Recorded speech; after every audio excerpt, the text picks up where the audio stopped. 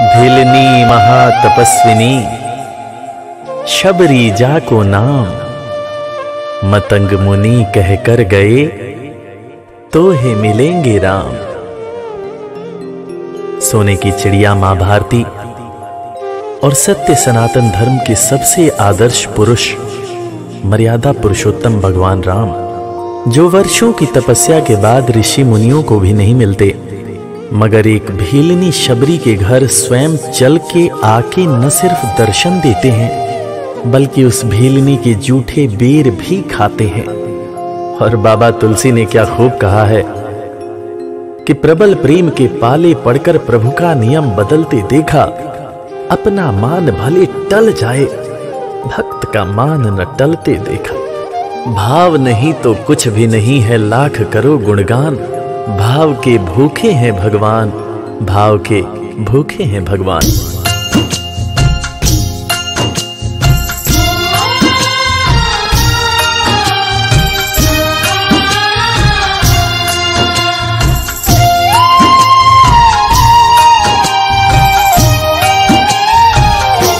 भाव के भूखे हैं भगवान, भाव के भूखे हैं भगवान, भाव के भूखे हैं भगवान, भाव के भूखे हैं भगवान। भाव नहीं तो कुछ भी नहीं है, भाव नहीं तो कुछ भी नहीं है, लाख करो गुणगान। भाव के भूखे हैं भगवान, भाव के भूखे हैं भगवान। भाव के भूखे हैं भगवान, भाव के भूखे हैं भगवान।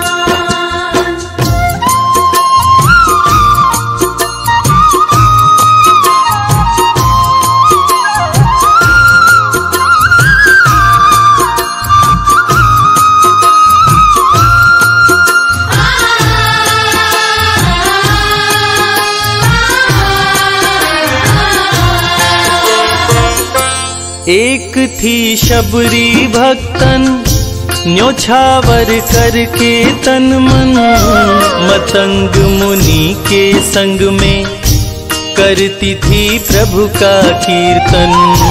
मतंग मुनि के संग में करती थी प्रभु का कीर्तन। बागों से चुन चुन लाती, प्रभु को फूल चढ़ाती, गंगा के पावन जल से रोज स्नान कराती। गंगा के पावन जल से रोज स्नान कराती। चरण धो के श्री राम का करती, चरण धो के श्री राम का करती, चरणामृत का पान। भाव के भूखे हैं भगवान, भाव के भूखे हैं भगवान। भाव के भूखे हैं भगवान, भाव के भूखे हैं भगवान।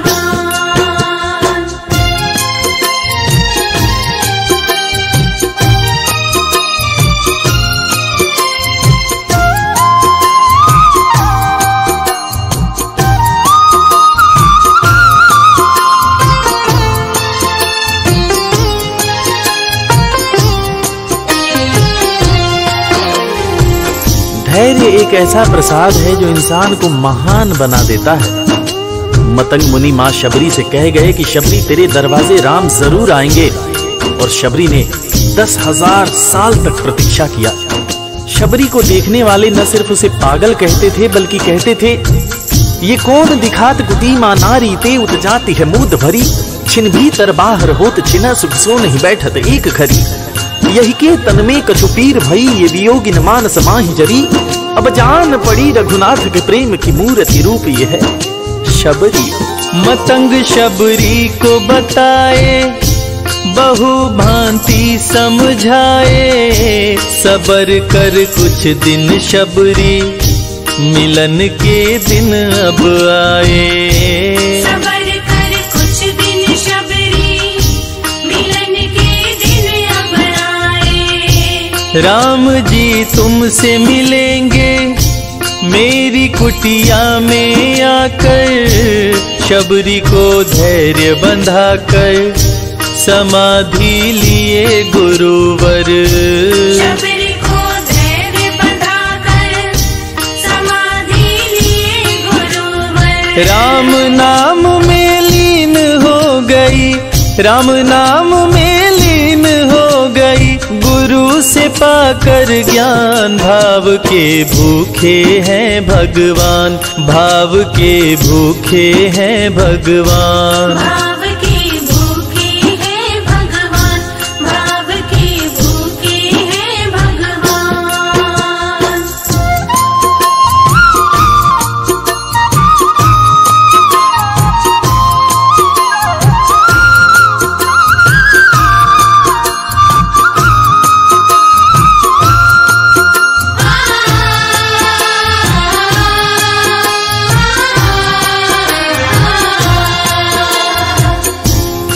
मां शबरी के गुरु महामुनि मतंग जब अपने नश्वर शरीर का त्याग कर रहे थे, तब मां शबरी ने उनसे पूछा, हे गुरुवर, मुझे मेरे राम कहाँ मिलेंगे? इस पर महामुनि मतंग ने शबरी को जवाब दिया कि शबरी, अरे दुनिया राम को ढूंढती है, मगर तू तो ऐसी खुशनसीब है कि तेरे दरवाजे राम स्वयं चलकर आएंगे। मां शबरी को अपने गुरु की बातों पर अटूट विश्वास हो गया। मां शबरी हर रोज राहों पर फूल बिछाती थी, चुन चुन कर मीठे बेर चख चख कर इकट्ठा करती थी, ताकि मेरे प्रभु श्री राम जब आएंगे तो बड़े प्यार से इसका भोग लगाएंगे। राहों पर फूल भी बड़ी सावधानी से शबरी मां बिछाती थी। शबरी मां सोचती थी कि मेरे गुरुवर कह के गए हैं कि मेरे घर मेरे राम जरूर आएंगे। शबरी मां राहों पर दूर दूर तक फूल बिछाती कि प्रभु श्री राम के पैर में कहीं कोई कांटा न चुभ जाए। राह पे फूल बिछाती, वो मीठे बेर को लाती, मेरे प्रभु राम आएंगे, नैनों में सपने सजाती। मेरे प्रभु राम आएंगे, नैनों में सपने सजाती। राम से प्रीत लगा के वो निश दिन राम पुकारे, उमरिया बीती जाए रे, कि अखियां पंथ निहारे। उमरिया बीती जाए रे, कि अखियां पंथ निहारे। जर्जर हो गई काया फिर भी, जर्जर हो गई काया फिर भी, बसे राम में प्राण। भाव के भूखे हैं भगवान, भाव के भूखे हैं भगवान। भाव के भूखे हैं भगवान, भाव के भूखे हैं भगवान।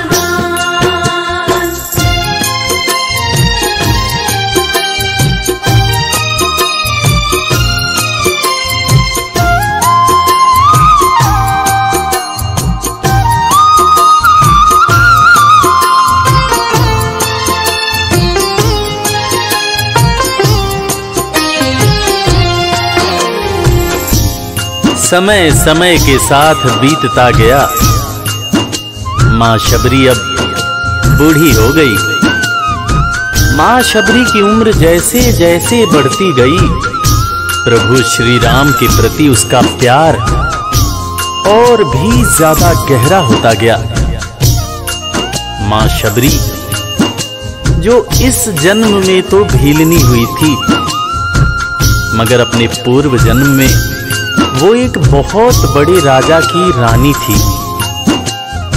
प्रयागराज, जहां पर कुंभ का मेला लगता है, एक बार वो अपने राजा के साथ उसी कुंभ के मेले को देखने पहुंची। अपने पूर्व जन्म में भी मां शबरी को प्रभु श्री राम से उतना ही ज्यादा प्यार था। उस वक्त रानी ने अपने पति से ये इच्छा जताई कि मैं बाहर जाकर संत महात्माओं के साथ भजन कीर्तन करूंगी, जिस पर उसके राजा पति ने ये कहकर मना कर दिया कि एक महारानी को इस तरह के छोटे लोगों के साथ बैठना शोभा नहीं देता। ये बात महारानी के हृदय में चुभ गई। महारानी ने गंगा के पानी में जाकर अपने प्राण त्याग दिए और ईश्वर से कहा, हे मेरे प्रभु, हे मेरे राम, इस जन्म में तो आपने मुझे बहुत खूबसूरत बनाया है, अगले जन्म में चाहे मुझे कुरूप बना देना। इस जन्म में आपने मुझे उच्च कुल में जन्म दिया है, अगले जन्म में चाहे तो मुझे भीलनी बना देना। मगर हे प्रभु, मेरा अगला जन्म जब भी हो, मुझे ये सौभाग्य जरूर देना कि मैं तुम्हारे नाम को जपूं, मैं तुम्हारा नाम लूं, मुझ पर कोई बंधन न हो। वो राजकुमारी अगले जन्म में मां शबरी बनी, वही मां शबरी जो कुटिया में प्रभु श्री राम की राह देख रही थी। वो सुंदर आसन लगा के स्वच्छ कुटिया को सजा के राह आंचल से बुहारे प्रभु का ध्यान लगा के। राह आंचल से बुहारे प्रभु का ध्यान लगा के। और ना अब तड़पाओ राम मेरे, आ भी जाओ, दरस बिन शबरी व्याकुल, राम मेरे दरस दिखाओ। दरस बिन शबरी व्याकुल, राम मेरे दरस दिखाओ। दरस की आस लगी मेरे प्रभु जी, दरस की आस लगी मेरे प्रभु जी, पूर्ण करो अरमान। भाव के भूखे हैं भगवान, भाव के भूखे हैं भगवान। भाव के भूखे हैं भगवान, भाव के भूखे हैं भगवान।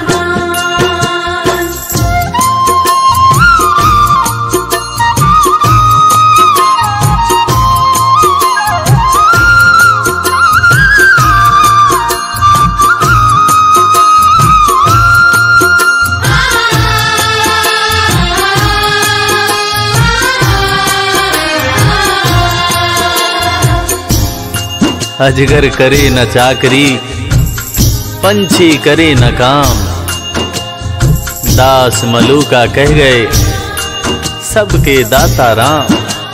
और हम सबके परम पूज्य बाबा तुलसीदास ने रामचरितमानस में भी कहा है, राम से बड़ा राम का नाम। और यही काम माता शबरी दिन रात कर रही थी। बस वो एक ही बात बार बार बोले जा रही थी कि मेरे राम आएंगे, मेरे राम आएंगे। वो हर वक्त हे राम बोलती रहती थी। प्रभु श्री राम जब अपने भाई लखन के साथ माता सीता की खोज में वन में दर दर भटक रहे थे, उनके कानों में ये आवाज गूंजी। उन्होंने अपने भाई लखन से कहा, प्रिय अनुज, ध्यान से सुनो। मेरी एक माता है जो वर्षों से मेरी प्रतीक्षा कर रही है। मैं भी अपनी माता को देखने के लिए बहुत व्याकुल हो रहा हूं। चलो अनुज, माता शबरी की कुटिया में चलते हैं। प्रभु श्री राम माता शबरी की कुटिया में आते हैं। माता शबरी की नजर जब प्रभु श्री राम के ऊपर पड़ती है तो माता की आंखों से खुशियों के आंसू धारा प्रवाह बहने लगते हैं। माता शबरी रो रो के कहने लगती है, मेरे राम आप आ गए, मेरे राम आप आ गए। आंसू भरी आंखों से मां शबरी प्रभु श्री राम और वीर लखन को देखे जा रही थी। दोनों हाथों को जोड़कर दौड़े दौड़े मां शबरी ने प्रभु श्री राम के पैर पकड़ लिए और कहने लगी, मेरे राम, मैं तो 2 जन्मों से आपकी प्रतीक्षा कर रही थी। लोग मुझे पागल बुला रहे थे। मेरे गुरुदेव ने मुझसे कहा था कि शबरी, राम लक्ष्मण के साथ एक दिन तेरी कुटिया में जरूर आएंगे, जरूर आएंगे। राम संग लखन को आते देखी प्रभु को मुस्काते, प्रभु के पास में आई कुटिया से दौड़ लगाते। प्रभु के पास में आई कुटिया से दौड़ लगाते। राम से मिलन हुआ जब तो शबरी सुध बुध खो गई, प्रभु के पाँव पकड़ के भाव में विह्वल हो गई। प्रभु के पाँव पकड़ के भाव में विह्वल हो गई। खुशी के आंसुओं से पग धोए, खुशी के आंसुओं से पग धोए, भक्त न शबरी समान, भाव के भूखे हैं भगवान, भाव के भूखे हैं भगवान। भाव के भूखे हैं भगवान, भाव के भूखे हैं भगवान।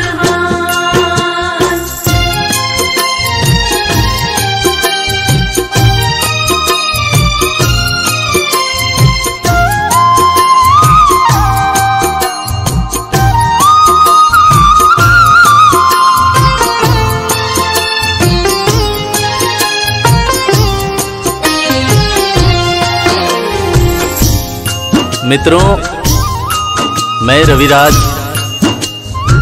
आप सबको आज एक बात बताना चाहूंगा। वो बात जो मुझे मेरे गुरुदेव फरीद हसन खान साहब ने बताई है, और वो बात ये है कि ईश्वर को हमारी जरूरत नहीं है, हमें ईश्वर की जरूरत है। ईश्वर हमारे बिना भी पूर्ण है, मगर हम ईश्वर के बिना हमेशा ही अपूर्ण हैं। हम पैदा तो इंसान के रूप में होते हैं, मगर अंत में हमें उसी परमात्मा के पास जाना होता है। इसलिए हमें जीवन में हर वो कार्य करना चाहिए जो ईश्वर को पसंद हो, और ईश्वर को सिर्फ यही पसंद है कि हम नेक दिल बने, दयालु बने और सदैव ही अच्छाई के मार्ग पर चलें, चाहे कितनी भी कठिनाई क्यों न हो, और हमेशा अपने परमात्मा को याद करते रहें, चाहे ईश्वर के रूप में, चाहे अल्लाह के रूप में, गुरु नानक देव जी के रूप में, चाहे ईसा मसीह के रूप में। जो भी इंसान ईश्वर को याद रखता है वो कभी जीवन में किसी का बुरा नहीं कर सकता। बुरा करना तो दूर की बात है, वो किसी का बुरा सोच भी नहीं सकता है।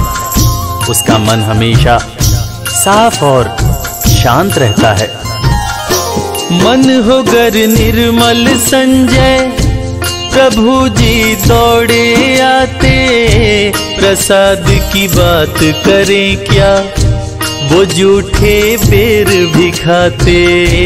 प्रसाद की बात करें क्या, वो झूठे बेर भी खाते। बात है सच्ची लेकिन हम सब, बात है सच्ची लेकिन हम सब इससे हैं अनजान। भाव के भूखे हैं भगवान, भाव के भूखे हैं भगवान। भाव के भूखे हैं भगवान, भाव के भूखे हैं भगवान।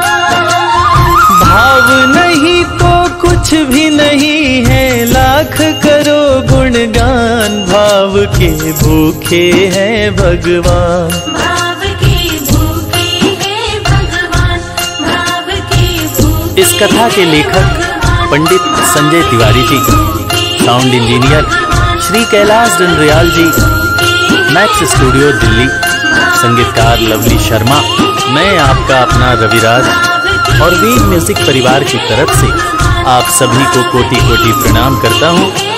किसी भी त्रुटि के लिए हम क्षमा प्रार्थी हैं। बोला भक्त और भगवान की